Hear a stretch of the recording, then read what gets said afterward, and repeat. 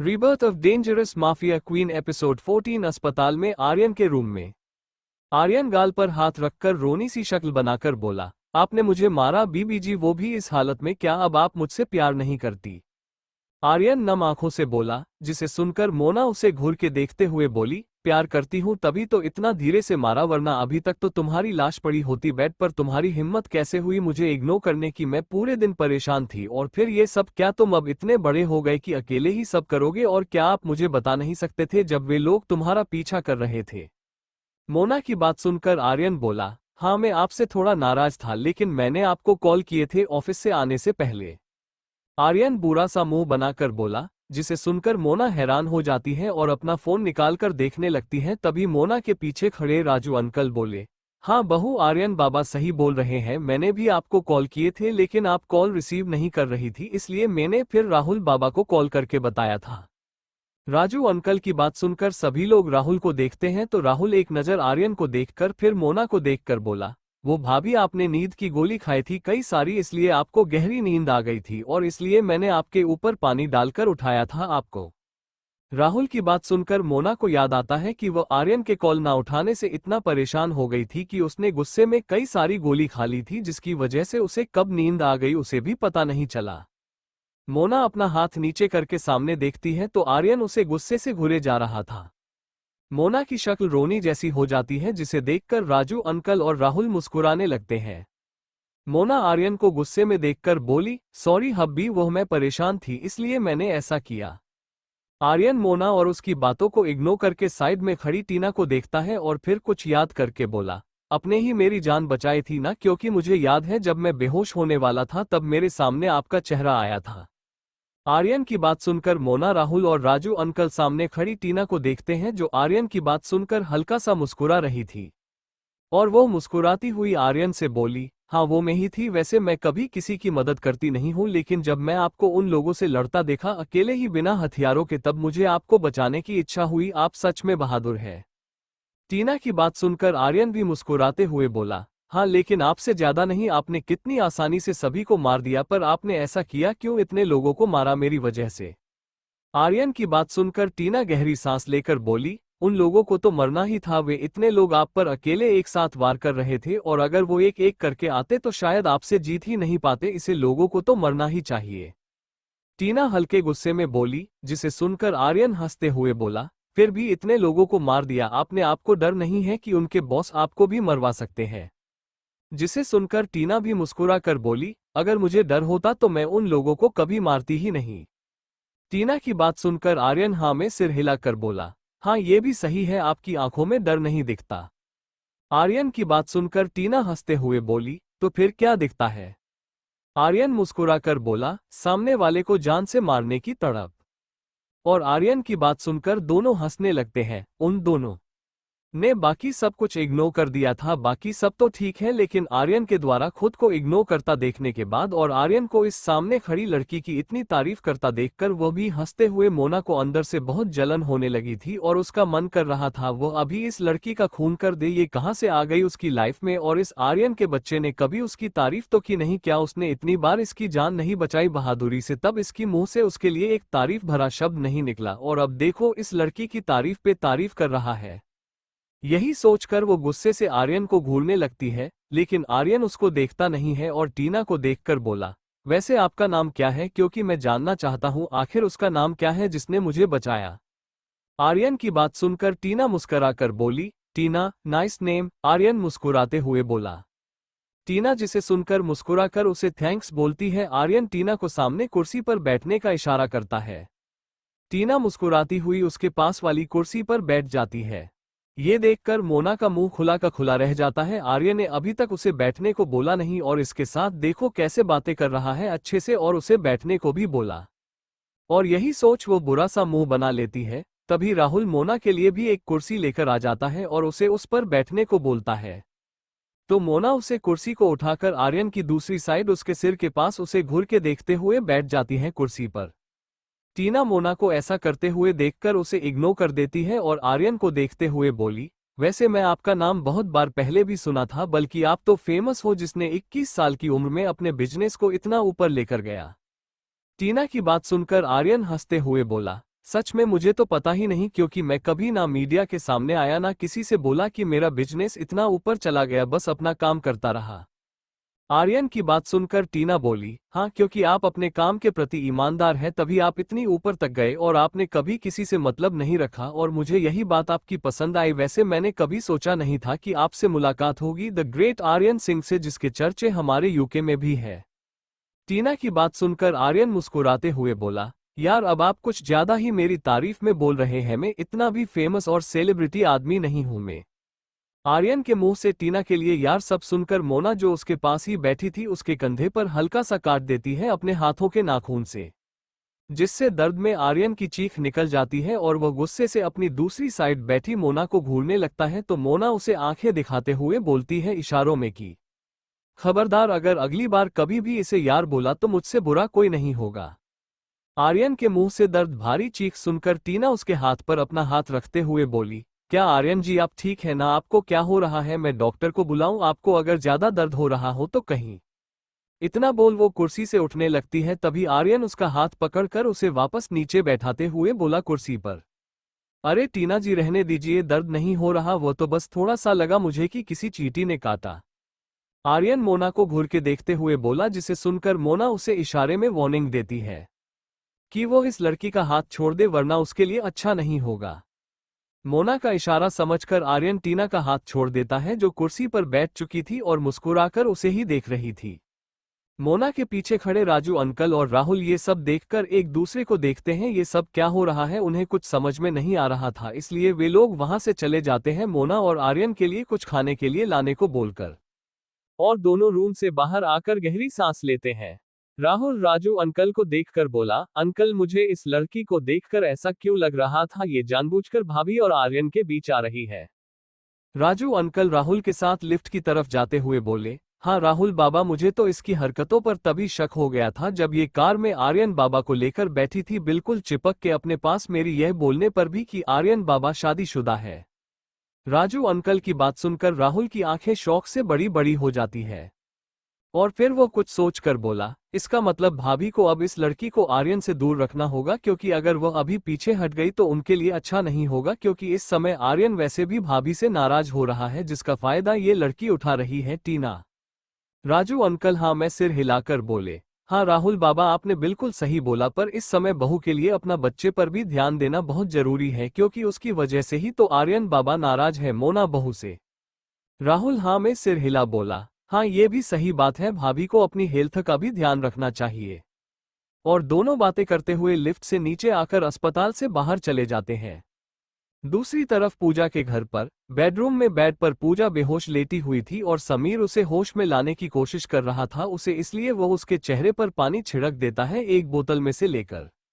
लेकिन तब भी पूजा को होश नहीं आता, तो समीर डॉक्टर को कॉल करके उसे बुला लेता है और एक लेडी डॉक्टर आकर पूजा को चेक करती है और समीर को बताती है कि मैडम को कुछ शॉक लगा है, इसकी वजह से उनका बीपी हाई हो गया और अभी मैंने इन्हें इंजेक्शन लगा दिया है, अभी इन्हें आराम करने दो, सुबह तक होश आ जाएगा इन्हें। इतना बोल डॉक्टर चली जाती है और उस डॉक्टर के जाने के बाद समीर पूजा को देखकर उसके पास बैठ जाता है और उसके सिर पर हाथ फिरते हुए बोला, देखा आपने लापरवाही कर दी, तुम कैसे एक पुलिस वाली होकर किसी पर विश्वास कर सकती हो, जबकि मैंने तुम्हें बार बार इस आदमी के बारे में बताया कि यह आदमी सही नहीं है, लेकिन तुम तो इसके प्यार में अंधी हो चुकी थी, जहां तक कि तुम्हें इसके वजह से मेरा प्यार भी नहीं दिखा था। समीर उदास होकर बोला और फिर कुछ सोचकर अपने पैंट की पॉकेट से फोन निकालकर किसी को कॉल करके बोलता है कि शहर के आसपास रवि का पता लगे और सुबह तक उसे पता चाहिए उनका कि वह कहाँ छुपा हुआ है और उसके सभी साथी भी जो उसके साथ हैं। इतना बोल वो कॉल काट देता है और फिर पूजा को देखता है जिसके चेहरे पर परेशानी वाले भाव थे, बेहोशी में भी। ये देखकर समीर गहरी सांस लेकर बोला, पता नहीं जब तुम सुबह उठोई तो तुम्हारा कैसा रिएक्शन होगा, क्या तुम मेरे साथ दोगे अपने अपराधी पति को पकड़ने में या उसका साथ दोगी, लेकिन मैं तुमसे उम्मीद करूंगा पूजा कि तुम सबसे ऊपर अपनी ड्यूटी को चुनो, दोस्ती और प्यार को नहीं। इतना बोलकर समीर खड़ा होकर रूम से बाहर आकर सोफे पर लेट जाता है और वह मोहिनी के बारे में सोचकर बोला, मेरी लाइफ की बस सबसे बुरी रात वो थी जब मैं तुम्हारी बात मानकर तुम्हारे साथ होटल रूम में गया था, क्योंकि तुम भी एक अपराधी हो और मैं तुम्हें भी सजा दूंगा। इतना बोल वो आंखें बंद करके लेट जाता है लेकिन उसके आंखों के आगे पूजा नहीं बल्कि मोहिनी के साथ बिताई हुई पूरी रात भर याद आ रही थी, जिससे समीर गुस्से में अपनी आंखें खोलकर बैठ जाता है। अपना सिर पकड़कर उसे विश्वास नहीं हो रहा था कि उसने ऐसी इतनी बड़ी गलती कैसे कर दी, एक ऐसी लड़की पर विश्वास किया जो अपराधों के साथ रहती है। समीर फिर गुस्से से बोला, मैं आज कसम खाता हूं कि रोहित को अपनी पूजा की लाइफ से और तुम्हें मोहिनी में अपनी लाइफ से हमेशा के लिए नहीं निकाल दिया। मेरा नाम भी समीर नहीं और अब मैं तुम दोनों को और नहीं खेलने दूंगा हम लोगों के फीलिंग के साथ। इतना बोल वो फिर से अपनी आंखें बंद करके सो जाता है। राहुल और राजू अंकल एक होटल से खाना पैक कराकर जैसे ही कार में बैठने वाले होते हैं, उसी समय राहुल को कुछ याद आता है और वह राजू अंकल को कार के दूसरी साइड में बैठने को बोलकर खुद कार ड्राइव करने को बोलता है उन्हें। जिसे सुनकर राजू अंकल कंफ्यूज हो जाते हैं, पर राहुल की जिद के आगे वो हाँ में सिर हिलाकर उसके पास ही बैठ जाते हैं और राहुल कार ड्राइव करने लगता है मुस्कुराते हुए। राजू अंकल को राहुल के चेहरे पर मुस्कान देखकर जाने क्यों ऐसा लग रहा था ये लड़का के दिमाग में कुछ अलग ही चल रहा हो। तभी उनको एहसास होता है कि वो हॉस्पिटल के आगे से निकल गए। राजू अंकल ये देखकर कंफ्यूज होकर राहुल से बोले, राहुल बेटे हम आगे कहाँ जा रहे हैं, हॉस्पिटल तो पीछे रह गया ना। राजू अंकल की बात सुनकर राहुल उन्हें देखकर बोला, अरे कुछ नहीं अंकल, वो एक दोस्त से मिलना था, बहुत दिनों से उससे मुलाकात नहीं हुई तो सोच रहा हूँ अभी मिल लेता हूँ। वैसे भी आपकी यह कार मुझे चलाने को अब कहाँ मिलती है। राजू अंकल राहुल की बात सुनकर अपना सिर पकड़कर बोले, देखो छोटे बाबा, यह आर्यन बाबा की सबसे पसंदीदा कार है, तो प्लीज इसे आप मुझे ही चलाने दीजिए और हमें हॉस्पिटल चलना चाहिए आर्यन बाबा और मोना बहू के लिए खाना लेकर। राजू अंकल की बात सुनकर राहुल बोला, अंकल मैं हूं ना आपके साथ, आप क्यों टेंशन ले रहे हो। मैंने बोला बस आधा घंटे से ज्यादा टाइम नहीं लगेगा, आप कार में बैठना, तब तक मैं उससे मिलकर आ जाऊंगा। राजू अंकल कंफ्यूज होकर बोले, लेकिन ऐसा आपका कौन सा दोस्त है जिससे आप दिन में नहीं मिल सकती, आपको इसी समय में मिलना है। राजू अंकल की बात सुनकर राहुल उनकी तरफ एक टेढ़ी मुस्कान पास कर देता है, जिसे देखकर राजू अंकल समझ जाते हैं ये लड़का उन्हें मरवा कर ही छोड़ेगा। थोड़ी देर बाद कार आकर एक बड़े से घर के आगे रुकती है, जो दिखने में सिंह विला जैसा तो नहीं था लेकिन फिर भी काफी बड़ा था।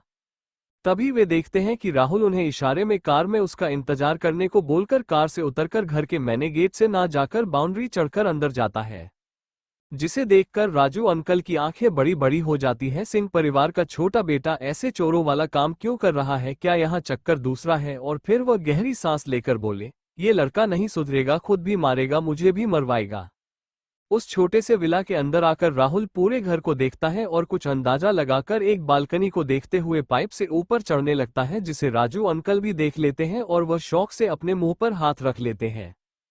तभी वो देखते हैं कि राहुल उस पाइप के द्वारा उस बालकनी में पहुंच जाता है और फिर बालकनी से अंदर चला जाता है।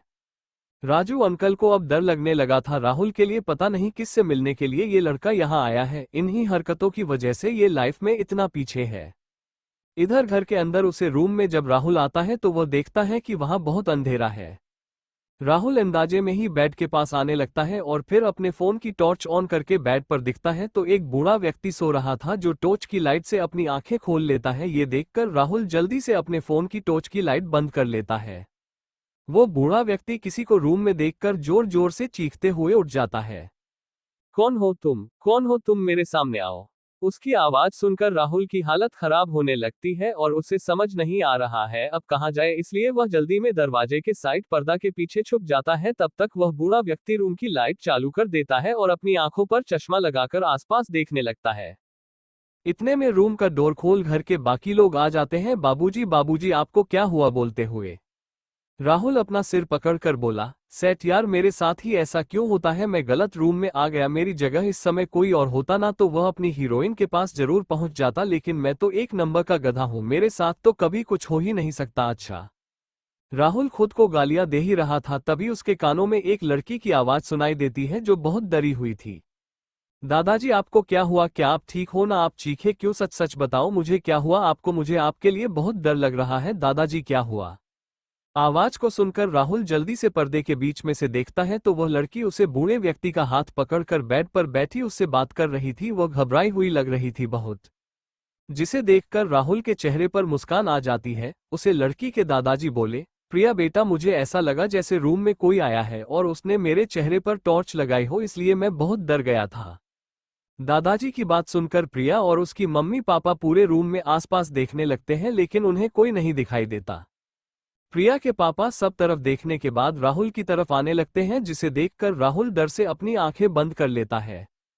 तभी प्रिया के दादाजी बोले, अरे रहने दो, लगता है मुझसे ही कुछ गलती हुई है, कोई नहीं है, रूम में जाओ, तुम लोग भी आराम करो और बेटी तू भी जा, इतनी चिंता मत किया कर मेरी, मैं अच्छा हूँ, ठीक हूँ और तेरी शादी कराई बिना कहीं नहीं जा रहा इस दुनिया से, तो चिंता मत कर। प्रिया के दादाजी उसके गाल खींचते हुए बोले, जिसे सुनकर सभी लोग हंसने लगते हैं। फिर दादाजी लेट जाते हैं बेड पर। प्रिया अपने मम्मी पापा को चलने का इशारा करके दादाजी को आराम से चादर उड़ाने लगती है।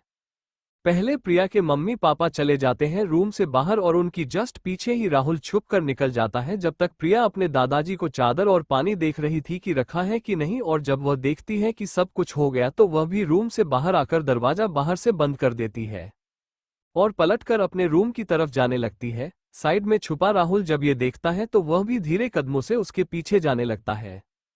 पर राहुल के जूते की आवाज प्रिया के कानों में सुनाई देती है जिससे वह एकदम पीछे पलटती है, पर वह देखती है कि उसके पीछे कोई नहीं। तो वह अपने दिल पर हाथ रखकर बोली, लगता है मुझे भी दादाजी की तरह ऐसा लगा कि कोई मेरे पीछे है, लेकिन वो जूते की आवाज तो सुनाई दी थी मुझे ना। और यही सोच वो कंफ्यूज होकर वापस पलटकर अपने रूम के आगे आ जाती है। राहुल जो साइड में दीवार के पीछे छुप गया था वह ये देखकर वह भी उसके पीछे जाने लगता है। प्रिया अपने रूम का दरवाजा खोल अंदर जाकर जैसे ही दरवाजा बंद करने वाली होती है तभी राहुल एकदम से आकर उसके मुंह पर हाथ रख लेता है और अंदर जाकर दरवाजा बंद करके प्रिया को दरवाजे से चिपका लेता है। प्रिया की दिल की धड़कन 100 की स्पीड से चलने लगी थी और वह अपने सामने खड़े इंसान को बड़ी बड़ी आंखें करके देख रही थी और फिर अपना सिर हिलाकर राहुल को अपना हाथ उसके मुंह से हटाने का इशारा करती है, जिसे समझकर राहुल अपना हाथ हटाकर बोला, सॉरी इस तरह आने के लिए। लेकिन तभी प्रिया एक थप्पड़ मार देती है राहुल के गाल पर। राहुल हैरानी से अपने गाल पर हाथ रखकर प्रिया को देखने लगता है तो प्रिया उसकी तरफ उंगली पॉइंट करके बोली, तुम्हारी हिम्मत कैसे हुई इस तरह मेरे रूम में आने की, तुम खुद को क्या समझते हो, गैंगस्टर हो तो कुछ भी करोगे क्या। इतना बोल उसकी आंखों से आंसू बहने लगते हैं और वो फिर अपने मुलायम हाथों से राहुल के सीने पर मुक्का मारने लगती है, जिसे देखकर राहुल मुस्कुराते हुए उसके हाथ पकड़कर उसे खुद से चिपका लेता है और उसे गले लगाकर बोला, सॉरी बोला ना मैं तुमसे बेबी, सच में तुम्हारी बहुत याद आ रही थी, तुम मेरा फोन कॉल भी नहीं उठा रही थी, कितने कॉल किया मैंने तुम्हें। राहुल की बात सुनकर प्रिया उससे दूर होकर बुरा सा मुंह बनाकर बेड पर जाकर बैठकर बोली, तो मैं भी तो आपको कॉल किया था ना, आपने मेरा कॉल इग्नोर किया तो बस मैं भी आपके सारे कॉल इग्नोर कर दिए हिसाब बराबर। प्रिया की बात सुनकर राहुल उसे हैरानी से देखने लगता है, उसकी कितने कॉल के बदले इसने उसे एक कॉल किया था तो फिर हिसाब कैसे बराबर, इसका मतलब उसके इतने सारे कॉल और इसके एक कॉल इग्नोर करना बराबर हुआ, ये तो कोई बात नहीं हुई। राहुल के चेहरे के भाव देखकर प्रिया मुस्कुराने लगती है, जिसे देखकर राहुल भी मुस्कुराते हुए उसके पास आकर बेड पर बैठकर बोला, अच्छा सॉरी मेरी गलती थी, लेकिन ऐसा नहीं है कि मैं तुम्हारा कॉल उठाना नहीं चाहता था, लेकिन कुछ काम इम्पोर्टेंट था उसको पहले करना जरूरी था, मैंने फिर तुम्हें कॉल की थे ना, और अब छोड़ो तुमने वैसे मुझे क्यों कॉल किया था। राहुल की बात सुनकर प्रिया बोली, मैं बस ये देखना चाहती थी क्या तुम मेरा कॉल उठाते हो, लेकिन तुमने मेरा कॉल नहीं उठाया, लेकिन मुझे ये देखकर बहुत अच्छा लगा कि तुम्हें मेरी फिक्र है, तभी तुमने मुझे इतने सारे कॉल की मेरे कॉल इग्नोर करने के बाद भी। प्रिया शर्माते हुई बोली, जिसे देखकर राहुल उसका हाथ पकड़कर उसे अपनी गोद में बिठाकर एक हाथ उसकी कमर पर रखकर बोला, अच्छा तो आपको हमसे जानना था कि हम भी आपसे प्यार करते हैं या नहीं। प्रिया अपना सिर नीचे करी रहती है राहुल की बात सुनकर भी। ये देखकर राहुल को प्रिया पर बहुत प्यार आने लगता है और वो उसके गाल पर एकदम से किस कर देता है, जिसे देखकर प्रिया की आंखें बड़ी बड़ी हो जाती हैं और वह अपना सिर मोड़कर उसकी तरफ देखने लगती है हैरानी से, जिसे देखकर राहुल उसके सिर के बालों में हाथ फिरते हुए बोला, क्या हुआ बेबी, क्या तुम्हें मेरा किस करना बुरा लगा। राहुल की बात सुनकर प्रिया फिर से शर्म से अपना सिर नीचे करती हुई बोली, ऐसा नहीं है कि मुझे आपका किस करना बुरा लगाओ, लेकिन हमारे यहाँ शादी से पहले कुछ भी करना पाप होता है, मेरी माँ ने और दादा ने मुझे सख्त इजाजत दी है कि मैं किसी भी लड़के के करीब नहीं जा सकती, इसलिए मेरे बहुत कम दोस्त हैं, ज्यादातर लड़की आई है, एक खाद लड़का भी है तो वह भी मम्मी पापा की नजरों से छुप कर है, जिससे मैं बहुत कम बात करना पसंद करती हूँ। प्रिया की बात सुनकर राहुल हैरान होकर बोला, क्या सच में ऐसे भी लोग हैं आपके यहाँ, अरे आजकल तो ये सब नॉर्मल हो गया ना, गर्लफ्रेंड बॉयफ्रेंड। राहुल की बात सुनकर प्रिया बोली, दुनिया के लिए होगा लेकिन हमारे यहाँ ये सब करना पाप है तो पाप है, और आप भी ध्यान रखिए आगे से ऐसा कुछ मत करिए जिससे मुझे बुरा लगे। प्रिया की बात सुनकर राहुल हाँ में सिर हिला देता है और उसकी हाथ की पकड़ प्रिया की कमर पर ढीली पड़ जाती है। उसे देखकर प्रिया अपना सिर ऊपर करके उसे देखती है तो राहुल के चेहरे पर थोड़ी उदासी थी, जिसे देखकर प्रिया उसकी होठों पर एकदम से किस करके वापस पीछे होकर बोली, आप नहीं कर सकते लेकिन मैं तो कर सकती हूं ना। और वो मुस्कुरा कर राहुल को देखने लगती है, जिसे देखकर राहुल भी मुस्कुराने लगता है और फिर से उसे खुद से चिपका लेता है। अस्पताल में टीना और आर्यन एक दूसरे से बात कर रहे थे। मोना आर्यन की दूसरी तरफ कुर्सी पर बैठकर उनकी बातें सुन रही थी। बीच बीच में आर्यन के लिए पानी और बाकी चीजों के लिए पूछ रही थी उससे। कुछ देर बाद टीना कुर्सी से खड़े होते हुए बोली, अब मुझे जाना चाहिए, अब तुम ठीक हो तो मैं जा सकती हूँ, वैसे भी अब बहुत टाइम हो गया। टीना अपने हाथ की घड़ी में टाइम देखकर बोली, जिसे सुनकर आर्यन बोला, लेकिन अब आप इतनी रात को क्यों जा रही हो, यही सामने सोफे पर लेट जाओ, सुबह चले जाना। आर्यन की बात सुनकर मोना उसे घूर के देखने लगती है। तभी टीना बोली, नहीं मैं सुबह आ जाऊंगी आपसे मिलने के लिए, अभी मुझे जाना चाहिए। टीना एक नज़र मोना के चेहरे को देखते हुए आर्यन से बोली, जिसे सुनकर आर्यन हाँ में सिर हिलाकर बोला, ठीक है आप सुबह आ जाना, लेकिन आप अकेले कैसे जाओगे, रुको मैं राहुल को बोलता हूँ कॉल करके, वह आपको आपके घर तक छोड़ आएगा। आर्यन की बात सुनकर टीना बोली, मैंने अपने ड्राइवर को बोल दिया है, वो आता ही होगा तो मैं चली जाऊंगी, आप चिंता ना करो। टीना की बात सुनकर आर्यन हाँ में सिर हिला देता है, जिसे देखकर टीना मुस्कुराते हुई आर्यन को बाय करके एक नज़र मोना को देख जो उसे इग्नोर कर रही थी, फिर रूम से बाहर निकल जाती है। और उसके जाते ही मोना का गुस्सा जो इतनी देर से कंट्रोल था वो बाहर आ जाता है, और वो गुस्से से अपनी कुर्सी से खड़े होकर बोली, तो बहुत अच्छी और खूबसूरत है ना, वो शायद मुझसे भी ज्यादा, तभी आपका मन नहीं कर रहा था कि वह आपको छोड़कर जाए, और वो तो है ही कमीनी साली, कैसे आपसे हंस हंस के बात कर रही थी और आप भी बदले में उसके साथ हंस हंस के बात कर रहे थे, मुझे इग्नोर करके, यानी अपनी बीवी जी को इग्नोर करके। मोना की बात सुनकर आर्यन बोला, इसमें मैंने गलत क्या किया, और क्या मैं किसी लड़की से हंस की बातें भी नहीं कर सकता, उसने मेरी जान बचाई है। आर्यन की बात सुनकर मोना गुस्से से बोली, हाँ हंस के क्यों बात कर रहे हो, गोदी में बिठा लेते अपनी, और शायद ऐसा कर भी लेते अगर मैं नहीं होती आपके सामने तो, क्योंकि मैं जो विलन बनकर बैठी थी आप दोनों के बीच, वरना आप दोनों तो शुरू हो जाते। मोना की बात सुनकर आर्यन का मुंह खुला का खुला रह जाता है, और वह हैरान होकर बोला, बीबी जी आप ऐसा कैसे बोल सकती हो मुझे, जबकि आपको पता है कि आप मेरी लाइफ में सिर्फ आप ही हो। आर्यन की बात सुनकर मोना बुरा सा मुंह बना लेती है और आर्यन को इग्नोर करती हुई दूसरी तरफ देखने लगती है। मोना को ऐसा करता हुआ देखकर आर्यन के चेहरे पर मुस्कान आ जाती है और वो उसका हाथ पकड़कर अपने ऊपर बेड पर खींच लेता है उसे, जिससे कि मोना एकदम से उसके ऊपर गिरने लगती है, पर आर्यन की चोटों को देखकर मोना जल्दी से उसके साइड लेट जाती है। तब भी आर्यन उसे खुद से चिपका लेता है। मोना आर्यन से दूर होकर उसकी आंखों में देखकर बोली, अब भी छोड़ो मुझे, आपको चोट लगी है। लेकिन आर्यन मोना की बात सुनकर भी उसे नहीं छोड़ता है और उसके होठों पर अपने होंठ रख उसे किस करने लगता है। ये देखकर मोना की आंखें बड़ी बड़ी हो जाती है, लेकिन फिर वह भी उसके किस में उसका साथ देने लगती है, और दोनों के दिल में जो डर था खोने का वह भी शामिल हो जाता है उस किस में, जिससे दोनों के आंखों में आंसू और एक तड़प सी उठती है, और इस किस में वे दोनों एक दूसरे को किस करते हुए अपने अपनी फीलिंग को बताने लगते हैं किसके द्वारा। पर वे लोग इस बात से अनजान थे कि टीना उसे रूम का थोड़ा सा गेट खोलकर ये सब देख रही थी, और जब वह आर्यन और मोना को इतने करीब होकर किस करते हुए देखती है तो जलन से उसके चेहरे के भाव गुस्से वाले हो जाते हैं। टीना फिर दरवाजा बंद कर पीछे पलटकर तेजी से लिफ्ट की तरफ जाने लगती है। उसे पहली बार ऐसा लग रहा था कि किसी मर्द ने उसे इग्नोर किया है, लेकिन वह इसका बदला जरूर लेगी। इस क्वीन से वह आर्यन को बहुत ही जल्दी अपना बना लेगी, और वो सिर्फ मेरा होगा, और मैं इसे उसकी लाइफ से हमेशा के लिए दूर कर दूंगी। प्रिया के घर में प्रिया के रूम के अंदर बेड पर राहुल लेटा हुआ था अपनी आंखें बंद करके, और उसके पास बाहों में प्रिया लेटी हुई थी उसके सीने पर सिर रखकर। तभी राहुल के फोन पर राजू अंकल का कॉल आता है, जिसे देखकर राहुल बेड से उठकर बोला, चलो अब चलते हैं, फिर मुलाकात होगी कभी। इतना बोल राहुल खड़ा होकर बालकनी की तरफ जाने लगता है, लेकिन तभी पीछे से प्रिया आकर उससे चिपक कर बोली, आप कहाँ जा रहे हो, प्लीज थोड़ी देर और रुक जाओ ना। प्रिया की बात सुनकर और उसे ऐसा करता देखकर राहुल गहरी सांस लेकर पलटकर प्रिया के माथे पर किस करके बोला, अभी नहीं, मुझे बहुत जरूरी काम, और मैं कल फिर आऊंगा, वादा करता हूं तुमसे। राहुल प्रिया के माथे पर किस करके बोला, और जिसे देख प्रिया की आंखें बंद हो जाती हैं और फिर उसे राहुल की जूते की आवाज खुद से दूर जाते हुए सुनाई देती है और जब वो आंखें खोलती है तो देखती है राहुल उसके रूम से निकल गया। प्रिया फिर आकर जब बालकनी में आती है तो देखती है कि राहुल एक पाइप से लटक के नीचे उतर रहा है। ये देखकर प्रिया अपने मुंह पर हाथ रखकर धीरे से बोली, आराम से गिर मत पड़ना। प्रिया की बात सुनकर राहुल नीचे पहुंचने से थोड़ी दूर था, वो मुस्कुराकर उसे देखता है, तभी उसका पैर फिसलता है और वो जाकर नीचे गिरता है। ये देखकर प्रिया के मुंह से चीख निकल जाती है, जिसकी आवाज सुनकर घर की सारी लाइट ऑन हो जाती है और सभी गार्ड भी सब उस तरफ आने लगते हैं। ये देखकर प्रिया अपने मुंह पर हाथ रख लेती है।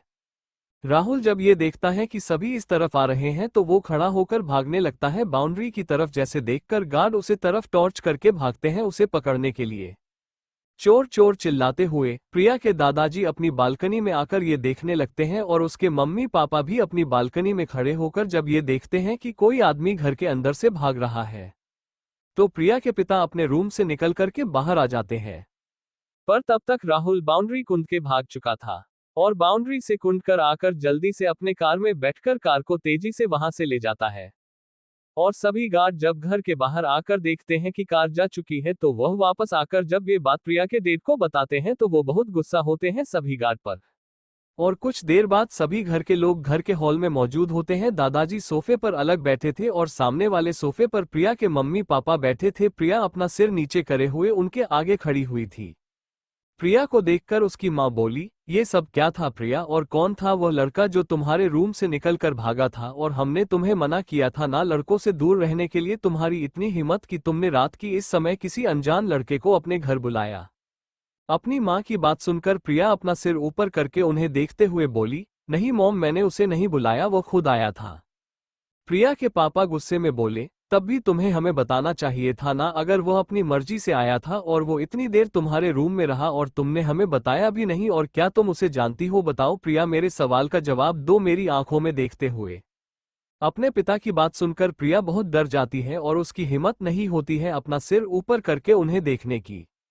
तभी दादाजी जो कब से ये सब देख और सुन रहे थे वो प्रिया के पिता को डांटते हुए बोले, राजीव तू पहले शांत हो जा और मेरी बच्ची को डराना बंद कर। अपने पिता की बात सुनकर राजीव जी बोले, लेकिन पिताजी। पर वो अपने पिता को गुस्से में देखकर कुछ नहीं बोलते हैं। दादाजी फिर प्रिया को अपने पास आने का इशारा करके बोल, प्रिया बेटी कौन था वो, और आओ मेरे पास बैठो और आराम से बताओ मुझे उसके बारे में। तुम्हें कोई कुछ नहीं बोलेगा यहाँ जब तक तुम्हारे दादाजी है, तो तुम चिंता मत कर। अपने दादाजी की बात सुनकर प्रिया नम आंखों से उनके आगे आकर अपनी घुटनों के बल बैठ जाती है और उनके पैरों पर अपना सिर रखकर बोली, दादाजी मैं आपको सब सच सच बताती हूँ। इतना बोल प्रिया दादाजी और बाकी सभी को बताने लगती हैं कि जब वो शाम को अपनी कंपनी से घर आ रही थी स्कूटी से, तब रास्ते में उसकी स्कूटी खराब हो गई थी, जिसकी वजह से कुछ गुंडे उसे परेशान कर रहे थे। तब इसी लड़के ने उसे बचाया था और फिर वो मुझे घर तक छोड़कर गया था, और तभी रास्ते में ही हमने एक दूसरे को अपना नंबर दिया था जिससे हम बात कर सके एक दूसरे से, लेकिन जब मैंने उसका कॉल नहीं उठाया तो वो घर चला आया। प्रिया की पूरी बात सुनकर दादाजी और उसकी मम्मी पापा शॉक रह जाते हैं। प्रिया के पिता एकदम से सोफे से खड़े होकर बोले, क्या तुम्हें कुछ गुंडे परेशान कर रहे थे और तुमने मुझे ही नहीं बताया? अरे मैं उन लोगों को जेल भिजवा देता। अपने बेटे राजीव की बात सुनकर दादाजी उसे फिर से डांटते हुए बोले, तू पहले शांत रह, और क्या वे लोगों से फोन लगाने देते उसे टाइम, कैसी बातें कर रहा है तू। अपने पिता की बात सुनकर राजीव जी फिर से शांत होकर नीचे बैठ जाते हैं सोफे पर। दादाजी फिर प्रिया के सिर पर हाथ फिरते हुए बोले, चल हमने मान लिया कि उसने तुझे बचाकर बहुत अच्छा किया, लेकिन तुमने बेटी ये अच्छा नहीं किया कि वह घर आया तो उसे चुपचाप अपने रूम में रखा। अगर तुम मुझे बताती तो ये सब नहीं होता, अगर वह पकड़ा जाता ना तो बहुत कुछ हो सकता था उसके साथ। प्रिया अपने दादाजी की बात सुनकर रोने लगती है, जिसे देखकर प्रिया के माँ खड़े होकर उसके पास आकर बैठकर प्रिया के सिर पर हाथ फेरते हुए बोली, अब रो मत, और क्या तुझे वह लड़का पसंद है? अपनी माँ की बात सुनकर प्रिया कुछ नहीं बोलती। राजीव जी बोले, लेकिन आप लोग उससे ऐसी बातें क्यों कर रहे हैं? हम किसी भी अनजान लड़के से इसकी शादी कैसे कर सकते हैं? पहले हमें उसके बारे में पता करना पड़ेगा कि वो है कौन, तभी हम बात को आगे बढ़ाएंगे। राजीव जी की बात सुनकर दादाजी इस बार हाँ में सिर हिला बोले, हाँ इस बार तूने सही बोला, मेरी पोती का सवाल है, उसके बारे में छानबीन तो करना ही पड़ेगा। और बेटी तुझे क्या क्या पता है उसके बारे में वो भी तू हम लोगों को बता दे। अपने दादाजी की बात सुनकर प्रिया उन्हें बताने लगती है कि उसे राहुल के बारे में ज्यादा तो नहीं पता, लेकिन वह एक अच्छा लड़का है, उसका नाम राहुल सिंह है। राहुल सिंह सुनकर राजीव जी हैरान होकर खड़े होकर बोले, कहीं वो सिंह परिवार से तो नहीं है। दादाजी प्रिया से राहुल का नंबर लेकर बोले, अभी आप सभी लोग सोने जाओ, कल सुबह हम इस लड़के को कॉल करके घर पर बुलाएंगे और उससे बात करेंगे। दादाजी की बात सुनकर सभी अपने अपने रूम में चले जाते हैं सोने के लिए।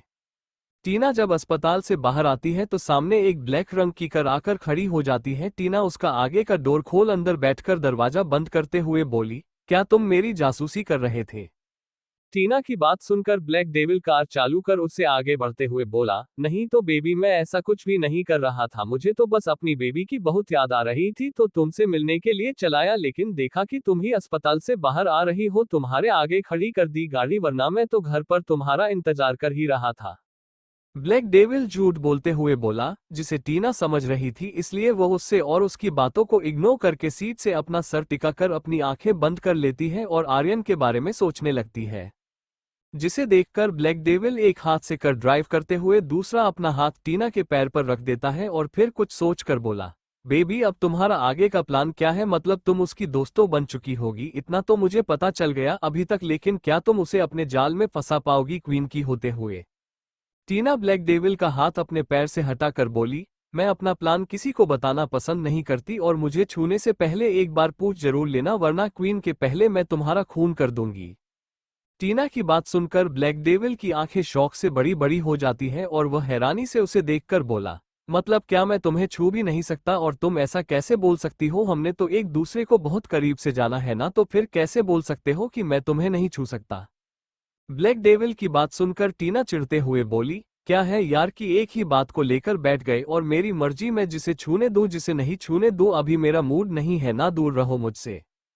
टीना की बात सुनकर ब्लैक डेविल बोला, तो ऐसा बोलो ना कि मूड नहीं है, ऐसा क्यों बोल रही हो कि मैं तुम्हें छू नहीं सकता? ब्लैक डेविल की बात सुनकर टीना उसे गुस्से से घूर के देखने लगती है, जिसे देखकर ब्लैक डेविल शांति से कार चलाने लगता है। सामने देखकर टीना के बिला पहुंचने के बाद भी टीना अपने रूम में चली जाती है और उसे दूसरे में सोने को बोलती है ब्लैक डेविल को, जिसे देखकर उसे बुरा लगा और वो उदास होकर अपने रूम में चला जाता है सोने के लिए। और इधर राहुल राजू अंकल के साथ हॉस्पिटल के आगे अपनी कार रुकता है और दोनों खाना लेकर जब आर्यन के रूम में पहुंचते हैं तो देखते हैं कि मोना और आर्यन सो चुके हैं एक दूसरे के बाहों में लेकर बेड पर, जिसे देखकर वे दोनों मुस्कुराने लगते हैं और फिर अपने हाथ में खाने को लेकर वापस बाहर आ जाते हैं और कुछ सोचकर अपनी कार में ही आकर बैठकर खाने लगते हैं खाना और उसी में सो जाते हैं। जंगल के बीच में मंदिर के अंदर बने रूम में रवि और उसके मम्मी पापा और मोहिनी अलग अलग बिस्तर करके सो गए थे। रोहित को नींद नहीं आ रही थी पूजा के बिना, तो वह बाहर आकर दरवाजे के पास बैठ जाता है। ऊपर चांद को देखते हुए पूजा को याद करने लगता है, पता नहीं है उसका कल क्या लेकर आएगा उसके लिए। जहां तक उसे पता है अब तक तो पूजा को उसके बारे में सब कुछ पता चल गया होगा। रोहित चांद में पूजा का चेहरा देखते हुए बोला, पूजा जी, क्या आप अब मुझे अपने पति नहीं बल्कि एक दुश्मन की तरह देखेंगे? मुझे नहीं पता हमारा आने वाला कल कैसा होगा, लेकिन अब जो भी हो, हमारे बीते हुए हसीन पल मेरे लाइफ से कभी नहीं जाने वाले। I love you Pooja, I love you. तभी उसके कंधे पर कोई पीछे से हाथ रखकर बोला, पूजा को याद कर रहे हो? उसे आवाज को सुनकर रोहित बिना पीछे पलटे बोला, मोहिनी, क्या तुम्हें भी नींद नहीं आ रही? रोहित की बात सुनकर मोहिनी भी उसके पास ही मंदिर के गेट की सीढ़ी पर बैठ जाती है और वो रोहित की तरह चांद को देखती हुई बोली, तुम्हारी तरह मुझे भी किसी की याद आ रही है जिसके साथ शायद मैंने गलत किया, उसके जज्बातों के साथ खेलकर। रोहित के चेहरे पर टेढ़ी मुस्कान आ जाती है और वह एक नज़र उसे देखकर और फिर वापस चांद को देखते हुए बोला, तुम्हें उसके साथ ऐसा नहीं करना चाहिए था क्योंकि तुमने उसे हर्ट किया।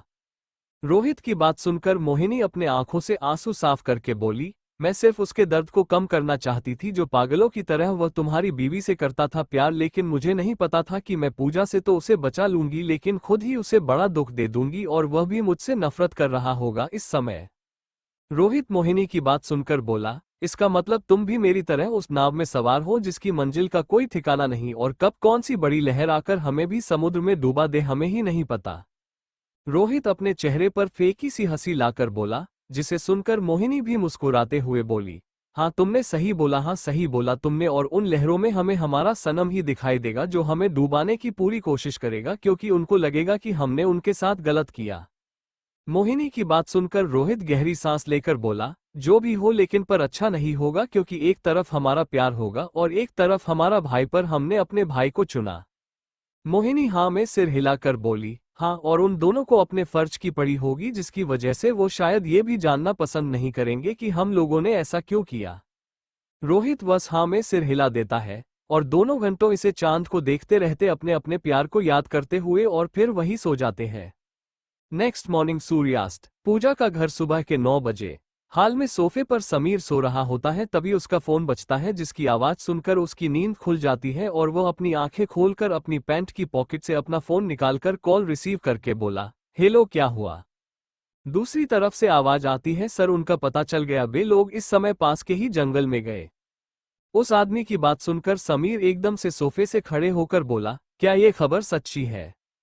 दूसरी तरफ से कॉल पर वह आदमी बोला, जी सर, हमने उसे कर को जंगल के रास्ते जाते हुए देखा है, लास्ट में सीसीटीवी कैमरे से। समीर उसे आदमी की बात सुनकर बोला, ओके, तैयारी करो, मैं जल्दी आ रहा हूं, हम इसी समय उसे जंगल में जाएंगे। इतना बोल समीर कॉल काट देता है और वह जैसे ही पलट कर देखता है तो पूजा वर्दी पहनकर अपने रूम से आ रही थी। समीर उसे देखकर बोला, पूजा, तुम्हें याद है ना कल क्या हुआ था, और मुझे उन लोगों का पता चल गया है, तो मैं तो अपना फर्ज निभा रहा हूं, तुम मुझे उन लोगों को गिरफ्तार करना पड़ेगा। समीर की बात सुनकर पूजा उसके सामने आकर बोली, मैंने तुमसे कुछ बोला और मुझे खुद उन लोगों को गिरफ्तार करने की जल्दी है, ताकि हम विक्रम के किस में आगे बढ़ सके।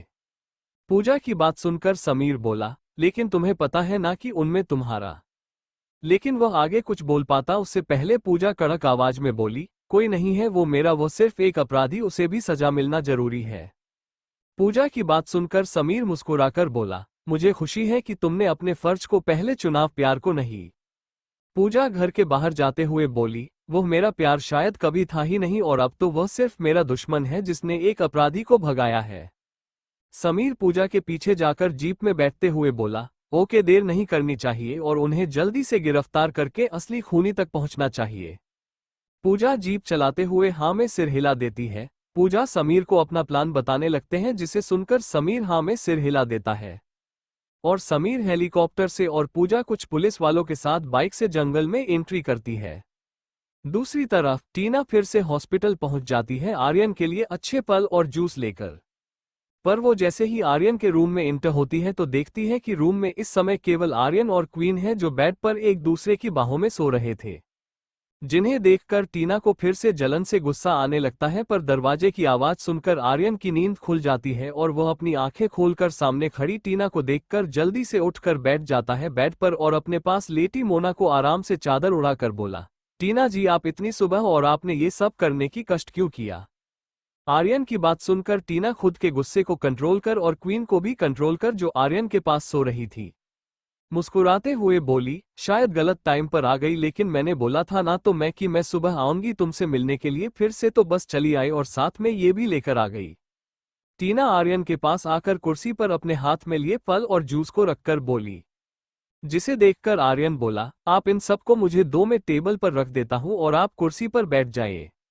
आर्यन की बात सुनकर तीन एक नजर मोना को देखती हैं, जो आराम से सो रही थी आर्यन के पास, और आर्यन बेड पर पीछे दीवार से पीठ टीका कर हुए और वह नामे सिर हिलाकर बोली, रहने दो, इसकी जरूरत नहीं है, मुझे लगता है अभी आप लोग को और आराम करना चाहिए, तो मैं फिर बाद में आती हूँ। इतना बोल वो जाने को होती है तो आर्यन उसे रोक कर बोला, टीना जी, कोई प्रॉब्लम नहीं, आप बैठ सकती हैं, वैसे भी मेरी बीवी जी अभी सो रही है, तुम आराम से बात कर सकते हैं हम लोग। आर्यन मुस्कुराकर मोना को सोते हुई देखकर बोला, जिसे सुनकर टीना भी मुस्कुराकर उसके पास आकर कुर्सी पर बैठ जाती है। टीना फिर आर्यन को देखकर बोली, वैसे आप अपनी वाइफ को बीबी जी क्यों बोलते हो।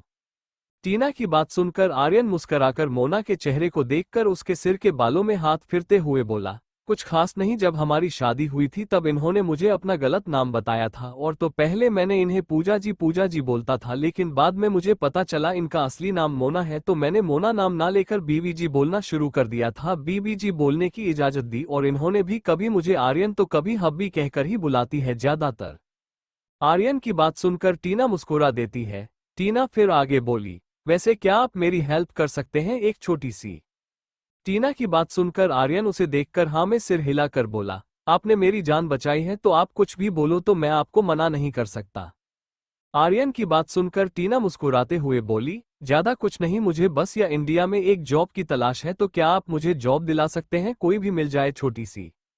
टीना की बात सुनकर आर्यन मुस्कुराते हुए बोला, बस इतनी सी बात, आप मेरी कंपनी में ही जॉब क्यों नहीं कर लेती, मैं आपको अच्छी सैलरी दूंगा।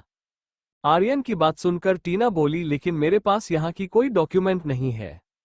आर्यन मुस्कुराते हुए बोला, उसकी जरूरत भी नहीं है। इतना बोल आर्यन अपने पैंट की पॉकेट से एक कार्ड निकालकर टीना को देते हुए बोला, ये लीजिए, जिसे आप मेरी कंपनी में आराम से इंटर हो सकती है और मुझे तक भी आ सकती है बिना किसी के रुक के।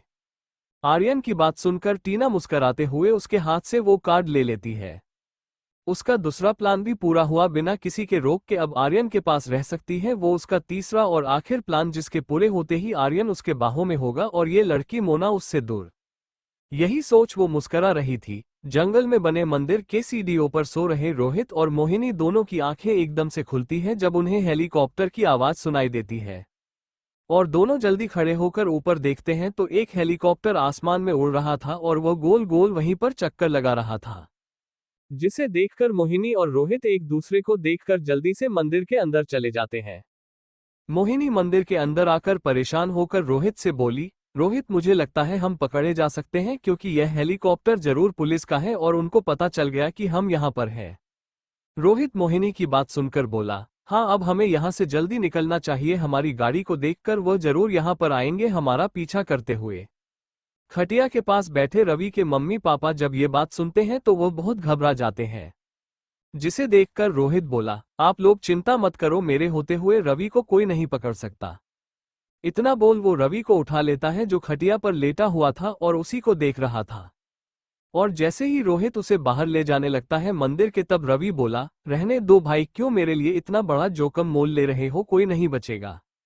रोहित रवि को घूर के देखता है और उसे मंदिर से बाहर लाकर अपनी गाड़ी की तरफ ले जाने लगता है। उसे और उसके पीछे बाकी सब भी आ जाते हैं, जो रवि को गाड़ी में पीछे बैठा देते हैं और उसके मम्मी पापा भी उसके साथ बैठ जाते हैं। रोहित के पास मोहिनी बैठ जाती है और रोहित कार को आगे बढ़ा देता है, पर उन पर ऊपर से समीर की नजर पड़ जाती है और वो उनके ऊपर फायरिंग करते हुए बंदूक से अपने कान पर लगी ब्लूटूथ से पूजा को बताने लगता है कि इस समय एक छोटे से मंदिर के पास वे लोग कार से निकले हैं, जिसे सुनकर पूजा बाइक लेकर उस तरफ आने लगती है। कुछ और पुलिस वालों के साथ 4-5 बाइक हैं, सभी मंदिर के पास आ जाती है और वे लोग गाड़ी के टायर का निशान से आगे बढ़ने लगते हैं।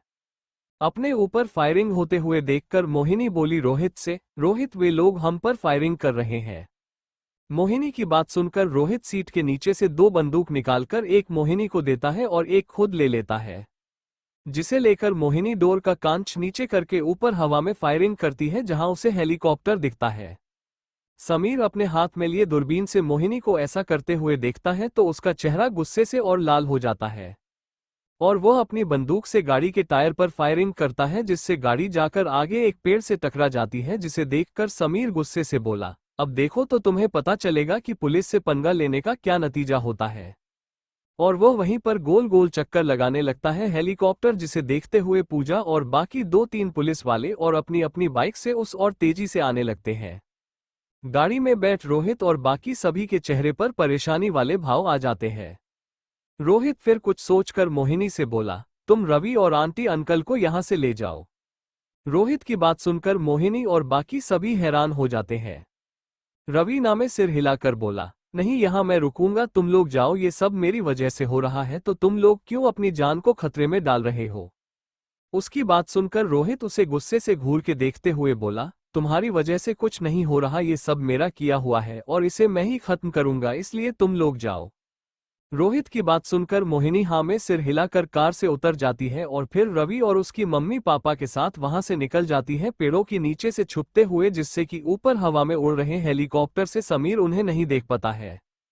कुछ देर बाद जब पूजा 2-3 पुलिस वालों के साथ जब वहां पहुंचती है बाइक पर, तो उसे एक कार एक पेड़ से टकराई हुई दिखाई देती है, जिसे देखकर वह अपनी बाइक रोककर उतर जाती है और अपने हाथ में बंदूक लेकर उसे तरफ बढ़ने लगती है, जिसे देखकर समीर ऊपर से उसे देखकर बोला, हेलीकॉप्टर में से ही बोला, आराम से पूजा।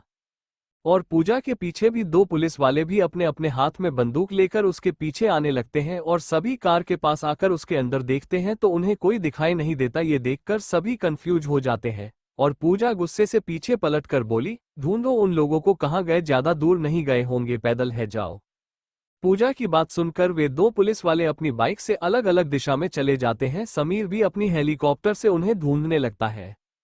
पूजा गुस्से में अपने बाइक के पास आकर अपनी बंदूक को वापस अपनी कमर के जगह रखकर बाइक पर बैठकर जैसे ही बाइक चालू करने वाली होती है तभी कोई उसके सर पर बंदूक रखकर बोलता है, हेलो माय डियर वाइफी, कैसी हो।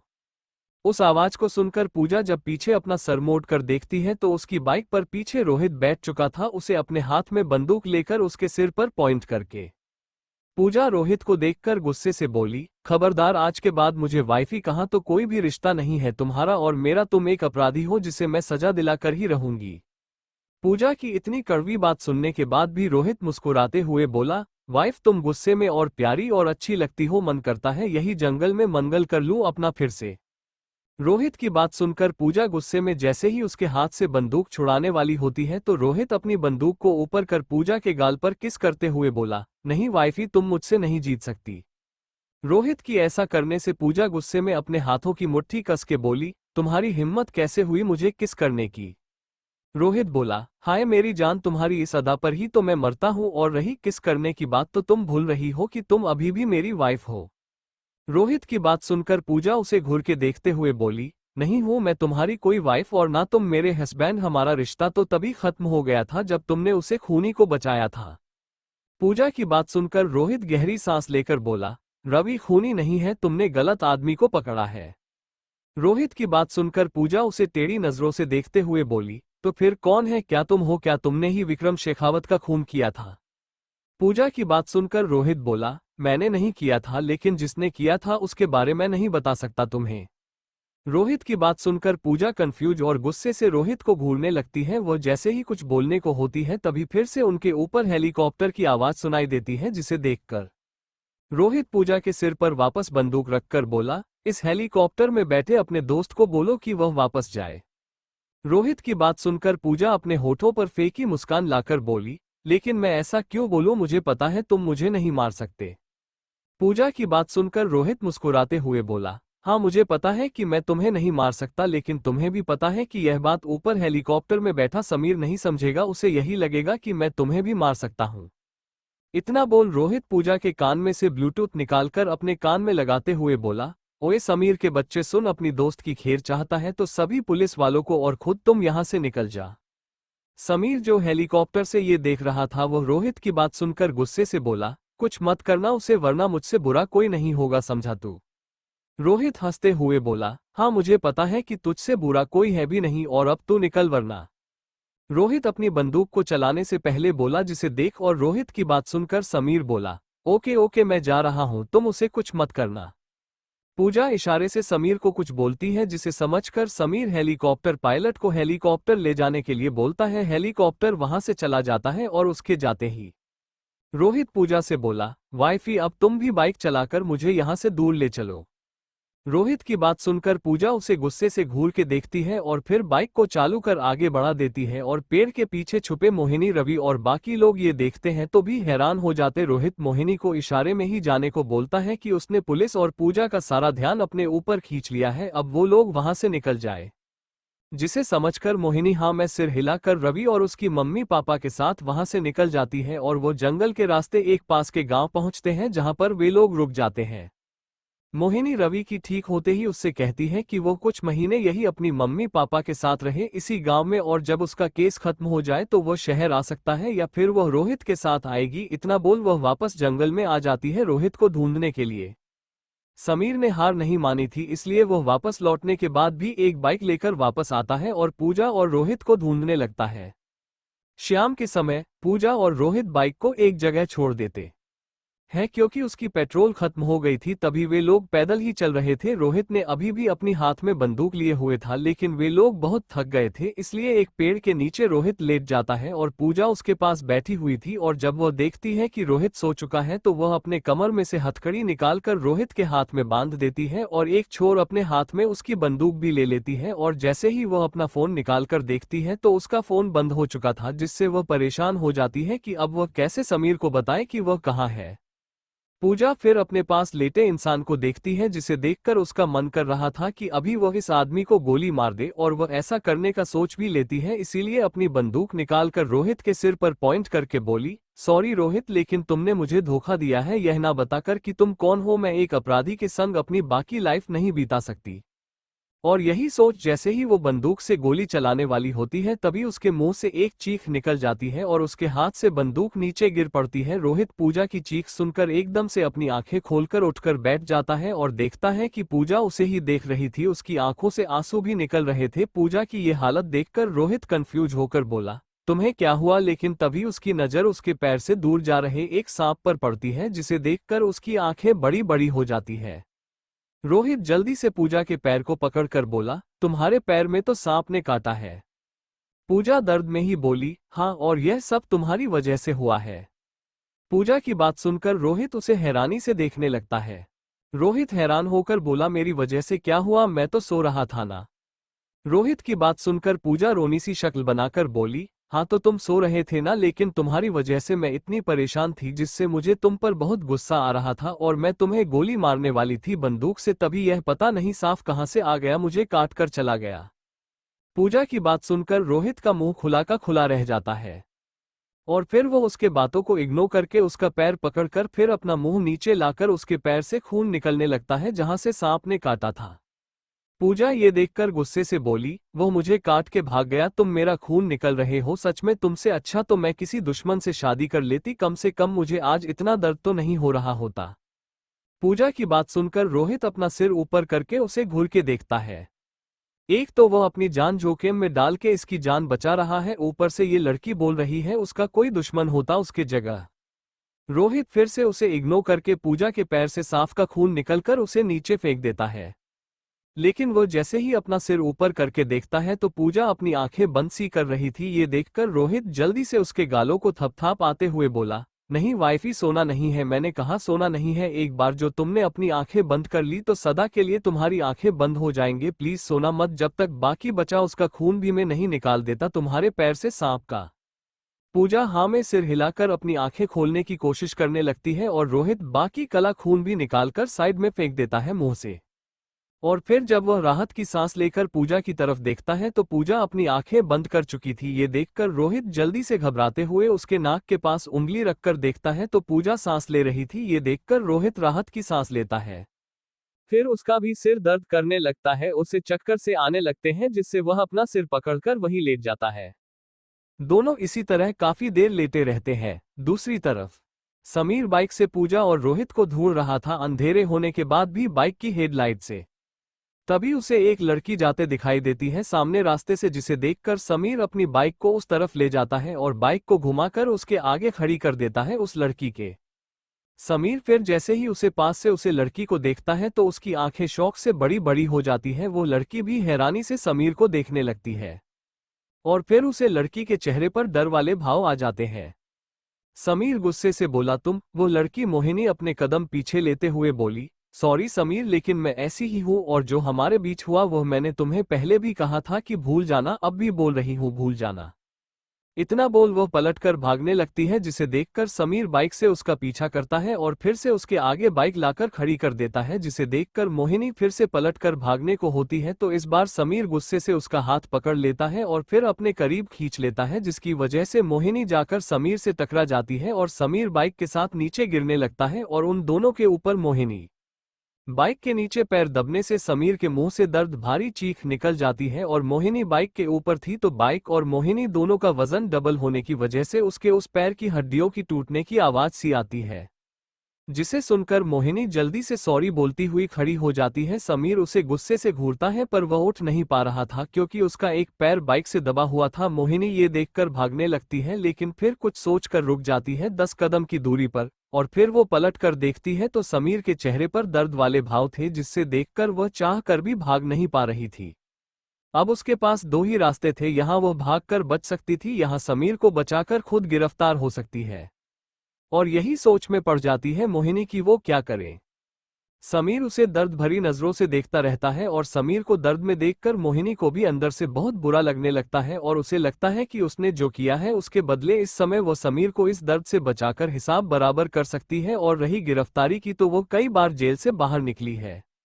यही सोचकर वो गहरी सांस लेकर वापस समीर के पास आने लगती है। समीर मोहिनी को अपने पास आते हुए देखकर बोला, तुम मेरे पास क्यों आ रही हो? तुम्हें पता है ना, अगर तुमने मुझे इस दर्द से बचा लिया तो मैं तुम्हें गिरफ्तार कर लूंगा और ले जाकर जेल में डाल दूंगा। समीर की बात सुनकर मोहिनी उसकी तरफ कदम बढ़ाते हुए ही बोली, हाँ मुझे पता है, लेकिन मैं तुम्हें इस हाल में नहीं छोड़ सकती, भले ही इसके लिए मुझे जेल में ही क्यों ना जाना पड़े।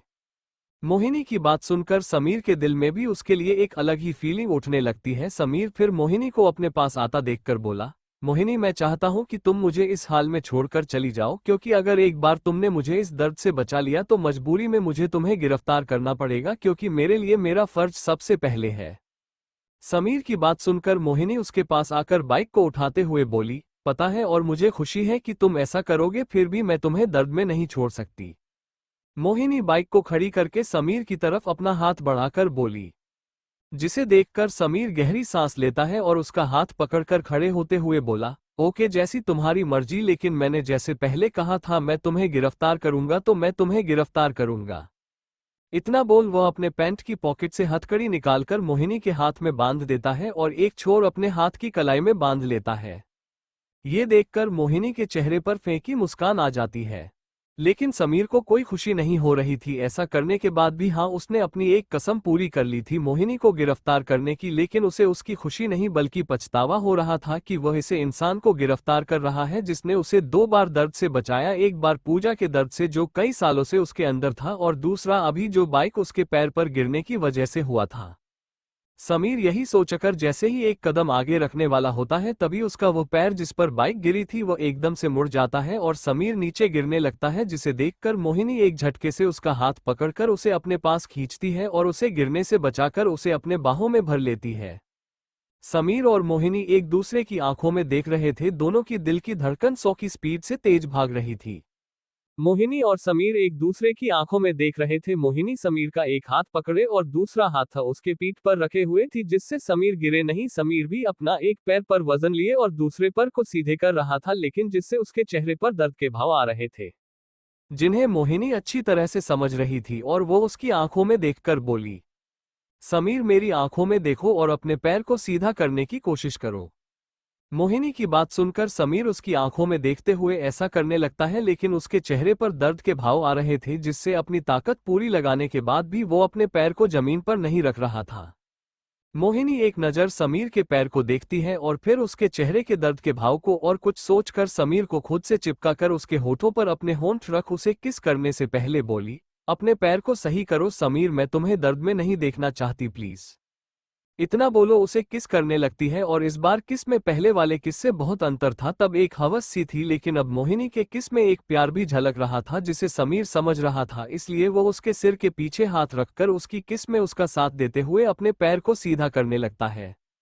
और वो जैसे ही अपने पैर को जमीन पर ठीक से रखता है तो उसका पैर सीधा हो जाता है, लेकिन तब भी मोहिनी और समीर एक दूसरे से अलग नहीं होते बल्कि एक दूसरे को बेइंतहा चूम रहे थे। तभी एकदम से तेज बारिश होने लगती है, लेकिन बारिश भी उन दोनों को अलग नहीं कर पा रही थी। वे दोनों के कपड़े गीले होने से एक दूसरे की बॉडी से टच के एहसास से और जाना उतरजेत हो रहे थे, और जिससे उनका किस और जाना पेशेंट फूल होता जा रहा था। कुछ देर बाद मोहिनी अपनी आंखें खोलकर समीर से दूर होती है तो समीर अपने पैरों पर खड़ा होकर कंफ्यूज होकर उसे देखता रह जाता है कि उसने उनकी इतनी अच्छी मोमेंट को बीच में क्यों रोक दिया। मोहिनी समीर के चेहरे के भाव देखकर मुस्कुराकर बोली, समीर बारिश होने लगी है, हमें बारिश से बचने के लिए कहीं छुपना होगा। मोहिनी की बात सुनकर समीर हाँ मैं सिर हिला देता है, और फिर मोहिनी का हाथ पकड़े अपने फोन की लाइट ऑन करके आगे बढ़ने लगता है तो उन्हें कुछ दूरी पर एक गुफा सी दिखती है पहाड़ों के बीच में, तो वे उसके अंदर चले जाते हैं। अंदर जाकर दोनों जैसे ही अलग होने को होते हैं तो उनके हाथ में हथकड़ी होने की वजह से वे दोनों अलग नहीं हो पाए। ये देखकर मोहिनी समीर को देखती है तो समीर मुस्कुराकर अपने पैंट की पॉकेट से चाबी देखने लगता है, पर उसे चाबी नहीं मिलती तो वह अपनी आंखें बड़ी बड़ी करके हैरानी से बोला, सेट यार चाबी कहीं गिर गई। समीर की बात सुनकर मोहिनी अपना सिर पकड़कर बोली, तुम्हें किसने पुलिस वाला बनाया यार, अब क्या हम ऐसे ही खड़े रहेंगे पास, और हमें अपने कपड़े भी तो सुखाने पड़ेंगे।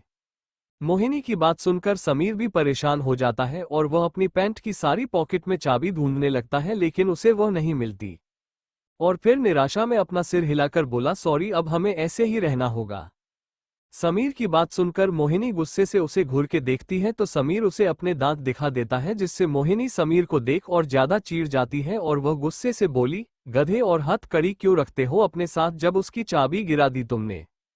समीर अपना सिर नीचे करके बोला, सॉरी यार। इधर रोहित पूजा जो पेड़ के नीचे सो रहे थे, जैसे ही बारिश होती है तो दोनों की आंख एकदम से खुल जाती है। पूजा खड़े होकर बोली, ये बारिश कहाँ से आ गई यार। रोहित भी खड़ा होकर बोला, मुझे क्या पता कहाँ से आ रही है। रोहित की बात सुनकर पूजा गुस्से से उसे घूर के देखती है। सिंह विला के अंदर दो कार इंटर होती है, अंदर जाकर रुकती है। सबसे आगे वाली गाड़ी में से पीछे का डोर खोलकर मोना उतरती है पहले, और उसके पीछे वाली कार में से राहुल और टीना उतरते हैं। राजू अंकल भी मोना के पास अगर खड़े हो जाते हैं। आर्यन मोना के उतरने के बाद खुद उतरने को होता है तो मोना उसे रोक कर बोली, रुको, मैं आपको उठा लेती हूँ। और वो जैसे ही आर्यन को उठाने के लिए अपने हाथ आगे बढ़ाती है तो आर्यन पीछे होकर उसे घूर के देखकर बोला, अब आप ऐसे काम करना बंद कर दीजिए। आपको पता है ना, आप इस समय प्रेग्नेंट हैं, फिर भी आप मुझे उठाने की बोल रही हो, और वैसे भी मैं चल सकता हूँ। आर्यन की बात सुनकर और उसे ऐसा करते हुए देखकर मोना पीछे होकर बुरा सा मुंह बना लेती है, लेकिन आर्यन उसे इग्नोर करके कार से बाहर आकर खड़ा हो जाता है। तभी राहुल उसके पास आकर उसे कंधे से पकड़कर बोला, कोई बात नहीं, मैं हूं ना, तुम मेरी मदद से अंदर चलो। आर्यन हाँ मैं सिर हिलाकर उसके पीछे खड़ी टीना को घर के अंदर आने का इशारा करता है, जिसे देखकर टीना भी हाँ मैं सिर हिला देती है।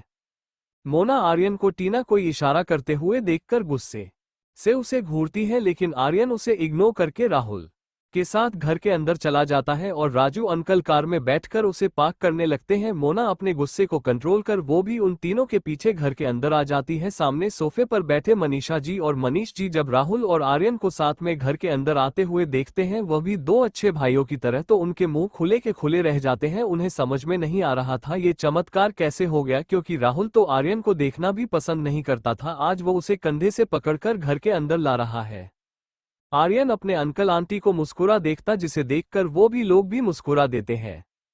राहुल फिर आर्यन को सोफे पर बिठा देता है। आर्यन फिर टीना को सोफे पर बैठने का इशारा करती है, जिसे देखकर टीना मुस्कुराते हुए उसके पास बैठने के लिए जाने लगती है, जिसे देखकर मोना की आंखें शौक से बड़ी हो जाती है और वह बिना 1 मिनट की देरी किए हुए ही जल्दी से जाकर आर्यन के पास बैठ जाती है, जिसे देखकर सभी हैरान हो जाते हैं। टीना फिर हल्का सा मुस्कुराकर पास के सोफे पर जाकर बैठ जाती है। राहुल समझ रहा था कि उसकी भाभी को कितनी जलन हो रही है, पर यह आर्यन का बच्चा उसकी भाभी को जलाने का एक भी मौका नहीं छोड़ रहा है, ऊपर से फायदा उठा रही है ये लड़की। राहुल टीना को घूर के देखते हुए मन में बोला। तभी टीना भी उसे देखती है, जिसे देखकर राहुल जल्दी से सीडीओ की तरफ जाते हुए बोला, मुझे एक काम है, मैं अभी आया। पता नहीं क्यों, लेकिन उसे इस लड़की में मोना से ज्यादा खतरनाक वाले रूप दिखाई देता है कि अगर उसने इसे पंगा लिया तो ये लड़की जरूर उसे मार देगी। मोना ने उसे छोड़ दिया था क्योंकि वो उसकी भाभी थी, इसलिए वो जितना इस लड़की से दूर रहेगा उतना ही अच्छा होगा, इसलिए वो तेज रफ्तार से अपने रूम में जाकर दरवाजा बंद कर लेता है। राहुल को ऐसे तेजी में जाता देखकर सभी हैरान थे, बस टीना के चेहरे पर जरूर एक टेढ़ी मुस्कान आ जाती है। मोना जो टीना को घूरे जा रही थी, वो जब उसके चेहरे पर मुस्कान देखती है तो वो उसे और ज्यादा घूरने लगती है। मनीषा जी जो मोना को देख रही थी, वो जब इस लड़की को उसे घूरता हुआ देखती हैं तो उन्हें कुछ अजीब लगता है, इसलिए वो आर्यन को देखकर बोली, आर्यन बेटा, ये लड़की कौन है। आर्यन अपनी आंटी की बात सुनकर बोला, आंटी, इनका नाम टीना जी है, इन्होंने ही मेरी जान बचाई थी उन गुंडों से। आर्यन की बात सुनकर मनीष जी और मनीषा जी टीना को देखकर उसे थैंक्स बोलते हैं, जिसे देखकर टीना मुस्कुरा कर बोली, इसकी जरूरत नहीं आंटी, अंकल आर्यन जी ने वैसे भी मुझे अपनी कंपनी में जॉब देकर मेरी भी हेल्प कर दी तो बराबर हो गया। मोना जब टीना की महू से यह सुनती है कि आर्यन ने उसे अपनी कंपनी में जॉब दी है तो वह गुस्से से अपने पास बैठे आर्यन को देखकर उसके पैर पर हल्के से हाथ के नाखून से काट लेती है ताकि वो उसे देखे, वरना इग्नोर कर रहा था कब से। आर्यन जो टीना की बात का जवाब देने वाला था, वो मोना की ऐसा करने से उसकी तरफ देखता है कंफ्यूज होकर। तो मोना उसे आंखों ही आंखों में धमकी देकर बोली, तुम बहुत ज्यादा हवा में उड़ रहे हो ना हब्बी, अब आना मेरे बगल में, तब मैं तुम्हें देखती हूँ। इतना बोल वो खड़े होकर सभी से बोली कि उसका सिर दर्द कर रहा है, इसलिए वो आराम करने के लिए जा रही है अपने रूम में। जिसे देखकर सभी हाँ में सिर हिला देते हैं और मोना सीडीओ से अपने रूम में चली जाती है। आर्यन उदास होकर मोना को जाते हुए देखता है, लेकिन मोना उसे एक बार भी पलट के नहीं देखती। मनीषा जी टीना से बोली, कुछ भी हो बेटी, लेकिन फिर भी जॉब तो कोई भी दे देता है, लेकिन तुमने मेरे आर्यन की जान बचाकर जो काम किया है ना, उसके बदले आर्यन ने तुम्हें जॉब देकर कोई एहसान नहीं किया, बल्कि यह तो बहुत कम है, क्योंकि यह कंपनी और दौलत तो आर्यन की है। अगर इस कुछ हो जाता तो हम लोग क्या करते? मनीषा जी दुखी सा चेहरा बनाकर बोले, जिसे देखकर टीना आर्यन को देखती है तो आर्यन हल्का सा मुस्कुरा कर बोला, हाँ मेरी आंटी सही बोल रही है, अगर मैं तुम्हें अपनी पूरी दौलत भी दे देना तो मेरे बदले वो कम है। आर्यन की बात सुनकर टीना मुस्कुराने लगती है, लेकिन मनीष जी और मनीषा जी की आंखें बड़ी बड़ी हो जाती है। मनीष जी मनीषा जी को इशारे में बोले, लो देखा अपने लापरवाही का नतीजा, इसलिए कहते हैं कि बोलने से पहले सोच लिया करो। वो तो बहुत समझो कि यह लड़की ऐसा कुछ मांग नहीं रही, वरना हम ना रोड पर आ जाते। अपने पति की बात सुनकर मनीषा जी रोनी सी शकल बना लेती है। कुछ और देर बात करने के बाद टीना खड़े होकर बोली, तो मैं चलती हूँ, रात बहुत हो गई। टीना की बात सुनकर आर्यन बोला, अरे अब आप जाकर क्या करोगे, यही रुक जाओ ना सिंह विला में। आर्यन की बात सुनकर टीना को अंदर से बहुत खुशी होती है, लेकिन वह अपने चेहरे पर उसे आने नहीं देती और उसे मना करने के लिए जैसे ही बोलने वाली होती है तभी मनीष जी भी बोल पड़े, हाँ बेटी अब तुम घर जाकर क्या करोगी, यही रुक जाओ हमारे घर पर। जिसे सुनकर मनीषा जी भी हाँ में सिर हिला देती है। टीना सभी को देखकर गहरी सांस लेकर हाँ में सिर हिला देती है। इसे देखकर मनीष जी बोले, आओ मेरे साथ बेटी, मैं तुम्हें तुम्हारा रूम दिखा देता हूँ। टीना मुस्कुराकर उनके पीछे चली जाती है। मनीषा जी फिर आर्यन के पास आकर उसे पर झूठा प्यार दिखाने लगती है।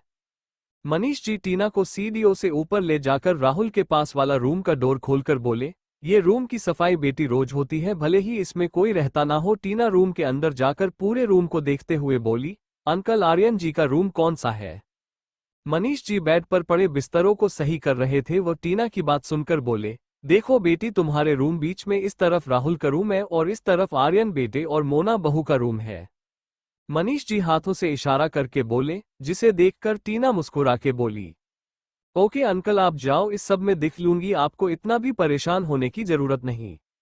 मनीष जी जिसे सुनकर मुस्कुरा कर बोले, कोई प्रॉब्लम नहीं है बेटा, और इसे अपना ही घर समझकर आराम से सोना, कोई भी दिक्कत है तो पास वाले रूम राहुल का है, उसको उठा देना, और अगर वह ना सुने तो मुझे बताना, उसकी अच्छी से खबर लेता हूँ।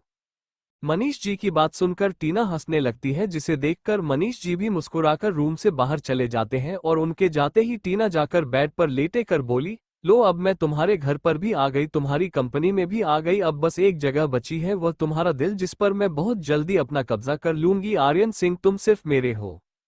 दूसरी तरफ जंगल में रोहित और पूजा बारिश से बचती हुई एक झोपड़ी में पहुंचते हैं, जहां कोई रहता नहीं था, लेकिन उसके अंदर एक टूटी हुई खटिया और आग जलाने के लिए भट्टी सी टाइप बनी हुई थी। पूजा और रोहित ये सब देखकर फिर एक दूसरे को देखते हैं और फिर पूजा बुरा सा मुंह बनाकर बोली, तुम्हारे साथ इस झोपड़ी में रुकने से अच्छा है कि मैं बारिश में बाहर ही पूरी रात निकलूं। इतना बोल वो बाहर चली जाती है। उसके बाहर जाते ही रोहित मुस्कुराकर बोला, ओके जाओ, मैंने तुम्हें कौन सा रोका है, वैसे भी एक खटिया पर मैं अकेला सोऊंगा। इतना बोलो अपनी शर्ट निकालकर उसे निचोड़कर सूखने के लिए डाल देता है वहीं, और फिर पैंट भी उतारकर सूखने के लिए डाल देता है और फिर उसे भट्टी को देखकर उसमें आग लगाने लगता है। पूजा ठंडी हवा में और तेज बारिश से बचती हुई झोपड़ी के साइड में खड़ी थी। गुस्सा होकर उसने तय कर लिया था कि वही उसे आदमी के पास नहीं जाएगी, कुछ भी हो जाए। यही सोच वो गहरी सांस लेकर वहीं बैठ जाती है। झोपड़ी की ओट में बारिश से बचती हुई ठंड से उसकी दांत खटखटाने लगे थे, लेकिन वह अंदर जाकर अपनी हार नहीं मानना चाहती थी, इसीलिए अपने गुस्से को बचाने के लिए वो ऐसा कर रही थी। लेकिन वो ज्यादा देर बैठी रही तो उसकी कुल्फी बनना तय थी, यहाँ उसे बहुत तेज बुखार चढ़ जाएगा। पूजा कांपते हुए बोली, अब चाहे मैं बीमार हो जाऊं या मर जाऊं, लेकिन मैं इस अपराधी के साथ तो नहीं रुकने वाली एक झोपड़ी में। और अंदर तो रोहित बिना किसी चिंता की खाट पर लेटा हुआ था, केवल अंडरवियर में, और उसके पास आग जल रही थी भट्टी में। और फिर वह गाना गाने लगता है, स्वर सुहाना है मौसम, क्या दिलकश नजारा है, मेरी महबूब के बिना क्या खूब नजारा है, स्वर। जिस गाने को सुनकर पूजा को और ज्यादा गुस्सा आने लगता है और वह गुस्से से बोली, कमीना बुरा आदमी, उसकी बीवी यहाँ ठंड में मर रही है और वह है कि आराम से झोपड़ी के अंदर गाना गा रहा है उसे चिढ़ाने के लिए, जिससे उसका मन तो कर रहा है इसी का खून कर दूं जाकर। पूजा ठंड से कांपते हुए बोली, रोहित को पूजा की आवाज सुनाई दे रही थी जिससे उसके चेहरे पर मुस्कान आ जाती है। और इधर उसे गुफा में मोहिनी और समीर के हाथ में हथकड़ी बंधी थी जिससे उन दोनों को साथ ही जाना पड़ रहा था। गुफा में आसपास सूखी लकड़ी इकट्ठे करना और फिर उनमें आग लगाना सब दोनों साथ में कर रहे थे। आग जलने के बाद समीर अपनी शर्ट उतारने लगता है जिसे देखकर मोहिनी बोली, तुम ये क्या कर रहे हो? मुझे दिखाने के लिए तुम्हारे सामने एक लड़की बैठी है और तुम अपने कपड़े निकाल रहे हो।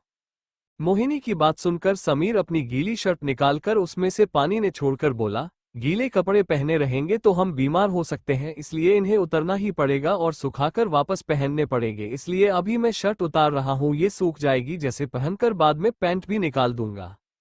समीर की बात सुनकर मोहिनी की आंखें शौक से बड़ी बड़ी हो जाती है। Thank you for listening. मुझे उम्मीद है आपको ये स्टोरी पसंद आई होगी। अगर आपको पसंद आए है तो प्लीज लाइक और कमेंट करना ना भूलें और मोर स्टोरीज के लिए सब्सक्राइब करें। मिलते हैं नेक्स्ट वीडियो में।